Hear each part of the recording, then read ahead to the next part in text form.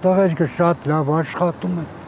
անուն չի կարելի դնել։ Գեղադիրում ճանապարհաշինական աշխատանքների մեկնարկին ոչ միայն գյուղի բնակիչներն էին սպասում, Գառնի, Գեղարդ գնացող եկողներն էլ պակաս ոգևորված չեն։ Ամեն օր գալի նայում եմ,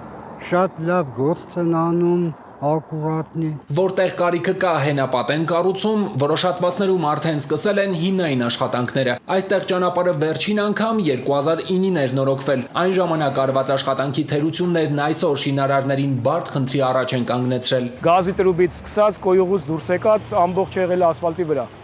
Ասֆալտից 5 սանտի խորության վրա։ Գյուղի բնակիչներն էլ հետ չեն մնացել, ջրի խողովակներ են անցկացրել, ոնց կարողացել են։ Նոր բացահայտված խնդիրները դժվարություններ ստեղծել են, բայց նախատեսված վերջնարդյունքին հասնելուն խոչընդոտ չեն։ Հատվածներ ունեն երկլանջա, որը որ չի ունեցել այս ճանապարհը։ Վիրաժներ ա լինելու նոր թեքություններ, ջրահեռացման նոր համակարգեր։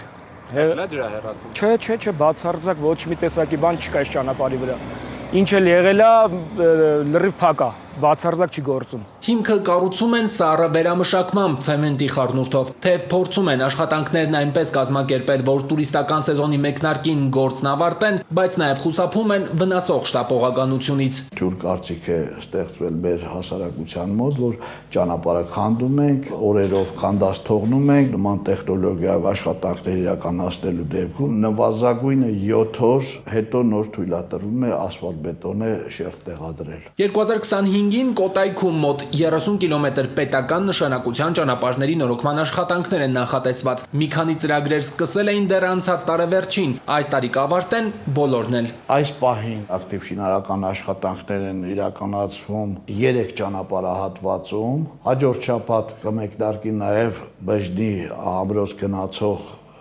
շուրջ կես կիլոմետրանոց ճանապարհի նորոգման աշխատանքները։ Շարունակվում են Բագրևանդի փողոցում շինարարաշխատանքները, մոտ 3 կիլոմետրանոց հատվածում գործը ամփոփման փուլում է, հիմա շինտեխնիկան կենտրոնացված է վերջին 2 կիլոմետրի վրա։ Այստեղ էլ աչուձախ, անկանոն, փորված, անցկացված ենթակառուցվածքները խնդիրներն ավելացրել են, անհրաժեշտ են նախագծային փոփոխություններ։ Էլեկտրասյուներ են տեղադրված, գազի գծեր են կառուցված, ամեն ինչը հաշվի առնելով տեղանքին համապատասխան լուծումներ ենք տալիս, որպեսզի հնարավորինս